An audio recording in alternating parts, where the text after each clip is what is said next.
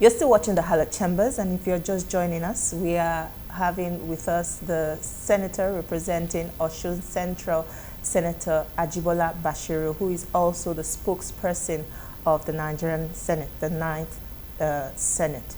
It's good to have you on the program. Yeah, nice to be here too. So let's begin. The 9th National Assembly is winding down, and a lot of focus now is on the new set of legislators that would come in. But what would you say are the achievements or the credible achievements of the 9th National Assembly in its lifetime? Yes, the 9th Assembly has been a stabilizing factor in Nigerian politics. And in terms of the mandate of the National Assembly, which is, basically, three. One, to make law for the good order of the country. And it is in the process of that lawmaking that you also have money bills, which we call the Appropriation Act, that colloquially is referred to as budget. Then, of course, oversight function so to ensure that the funds appropriated are utilized in an efficient manner and in a way to ensure that corruption is eliminated. And thirdly, particularly peculiar to the Senate, to ensure that appointments by the government is also confirmed. So in assessing the 9th Senate, you have to look at these three parameters. In terms of lawmaking experience, first, in terms of Appropriation Act, the 9th Senate, part of the legislative agenda of the President, Ahmed Lawal, is that we want to revert back to January to December budget cycle. And consistently, since the advent of the 9th Assembly, we have remained fidel to that promise. So you have a predictable budget cycle in that regard. Secondly, we also have been able to come up with impactful legislation in all sectors of the Nigerian society. Democracy is very essential to good governance. The Electoral Act 2022, you have also seen the tremendous achievement that it has brought to our electoral system in Nigeria in terms of the use of technology and, of course, trying to reduce the incidence of multiple voting and some other unsavory experience in the Electoral Act. Even though we are not yet there in terms of our elections, but that has been a remarkable improvement in that regard. So in terms of lawmaking, the 9th Assembly has made tremendous progress. In terms of oversight function, we have also been able to use our oversight function in order to advance the development of the country. All right, distinguished. 16 bills out of 35 bills have been signed by President Muhammadu Buhari that was transmitted recently to him. And these are considered major accomplishments of the National Assembly as well, and they are also considered legacy bills. Can you take us through these legacy bills? Because some of them we understand that it grants financial autonomy to state assemblies and also the judiciary, and also mandates the president-elect and governor-elect to nominate their members of their cabinet within a 60-day period, which is something we've not seen before. So take us through these achievements and why they are considered the bills that were worked upon by the 9th Assembly through the Constitutional Review Committee, of which I'm a member. I represented my states on that committee. Were actually more than 35. But the states who are expected to pass with a 2/3 majority of the states refused to even attend to some of the bills, which are also equally impactful. So as we're talking about the 16 bills assented to and 35 cents to the president, we also need to talk about the importance of some of them that have not been considered by the state. Like, for instance, that one on local government autonomy is very important. You discover that our local government administration in Nigeria is in serious comatose. And that is actually even more of an albatross for some of us who are National Assembly members. Because of failure of that level of government, you see a lot of demand being asked from National Assembly members, construction of roads, dredging of road, refuse collection, and so on and so forth, which are really a work of the local government. So we want to implore our state government to still look at those other bills that they have not attended to, because they will definitely deepen development and progress of our country. And as to those that have been assented to by Mr. President, there are some that are very profound, like, for instance, devolution of power in terms of power generation, transmission and distribution, even in areas covered by national grid. We believe that viable states should be able to make use of that to attract private investment in that sector, and then to be able to ensure that we have resolved the problem in the energy sector in Nigeria. And I believe that the incoming president would also support the state to be able to utilize that very important constitutional devolution of power. You will recall that when he was the governor of Lagos State, he made an attempt to bring Enron to ensure participation of the state in that area. But of course, political decisions of then President Obasanjo frustrated that move. Now that the man is going to be in the shadow from May 29, 2023, and enabled now with a constitutional amendment, we believe that energy sector is one of area that we want Ajibola Basiru to concentrate on in coming to power. All right. The Senate has also set up a committee to probe an alleged unremitted 6 trillion naira ground rent accruable to the federal government by the Federal Ministry of Works and Housing. Now, everyone is glad that the Senate has taken this step to investigate what actually happened. But the question now is, how did this happen? And how was this allowed to linger for so long, being that the National Assembly is supposed to be conducting oversight functions on these ministries, and yet we have an alleged 6 trillion naira unaccounted for? I wouldn't know what period of time those 6 trillion are accumulated. So we do not be able to give a temporal dimension to it. But the gratifying thing is that it was discovered that there was an accrual, and then the National Assembly has taken the decision to it. Rather than going to how did it accrue and what was done for it to have accrued, the fact that the National Assembly, exercising the oversight function, has been able to discover that there's a need to make an intervention, and indeed an intervention is being made in that regard. We'll go on a short break now. Don't go anywhere. We'll be right back.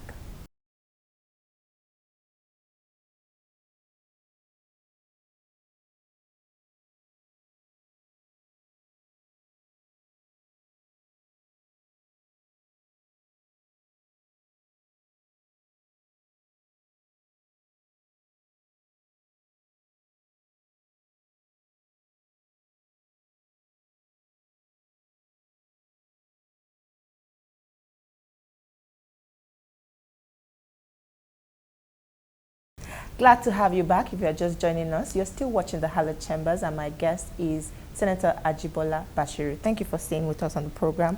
Let's talk national politics. The Department of State Service has come out to say there are plots by some misguided politicians, to establish an interim national government. How possible is this even?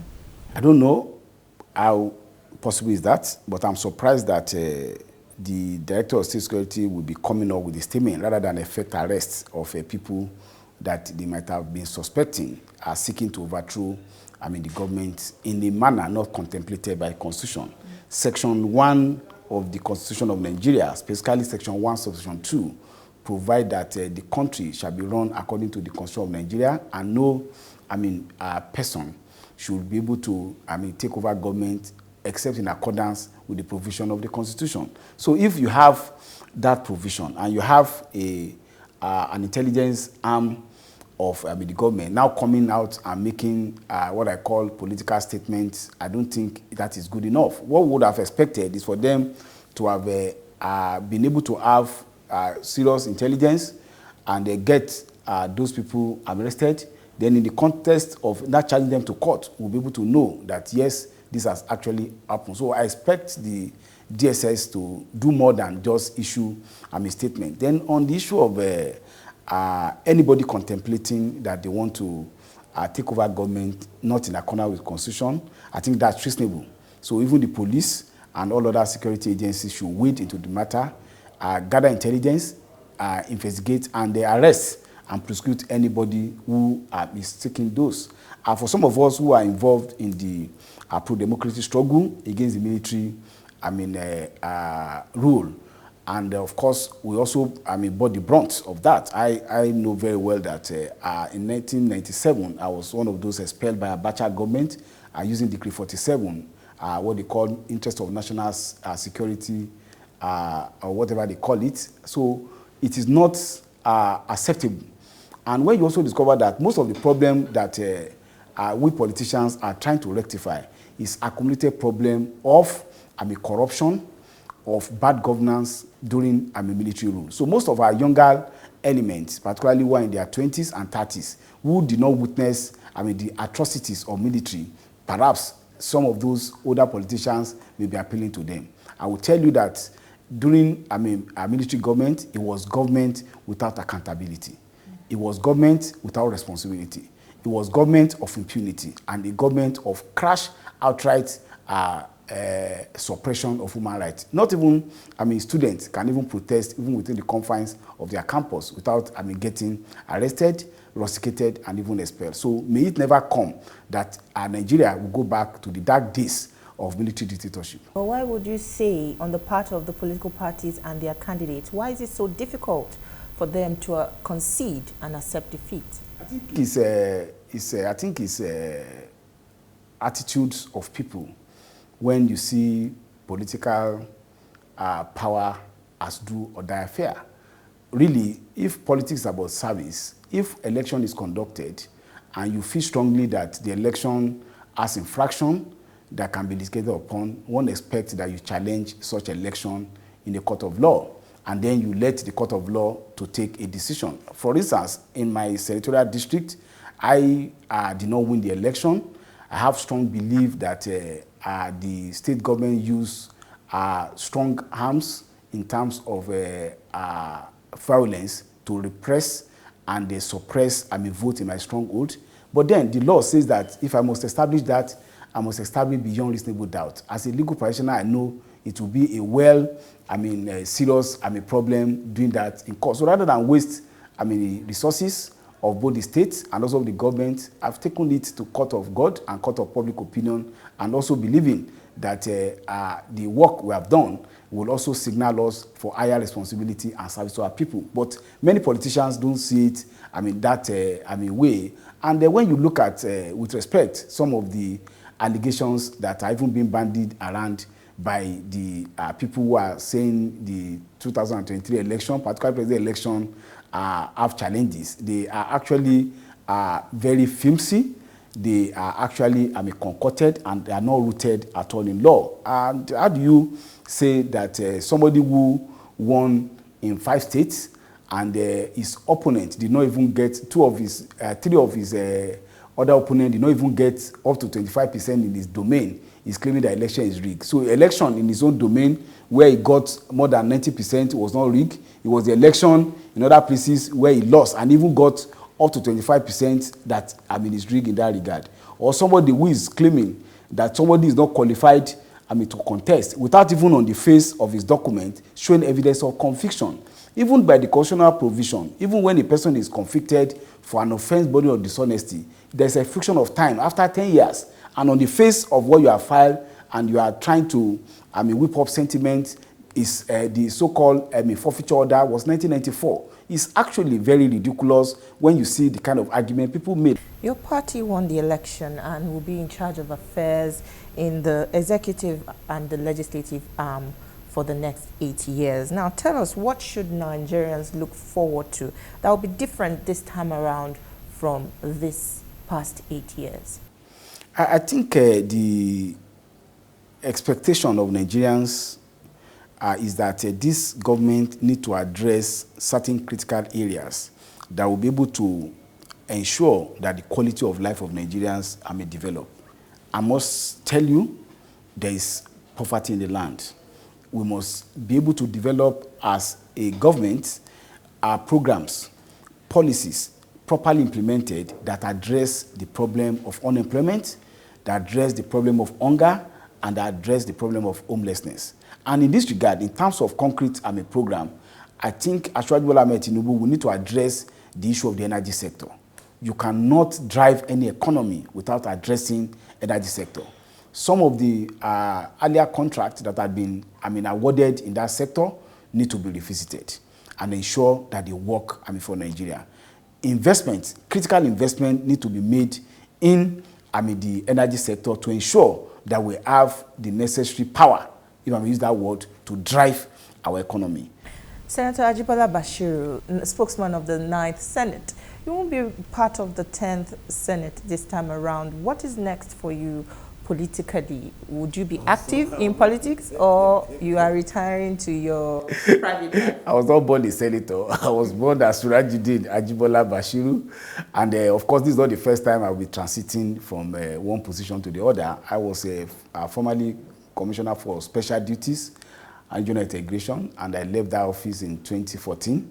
Of course, I went back to my law practice and, of course, teaching in the university and, of course, scholarship. Then I went back in 2017 as Attorney General and Commissioner for Justice. I left in 2018. Then I went back to my law practice and teaching.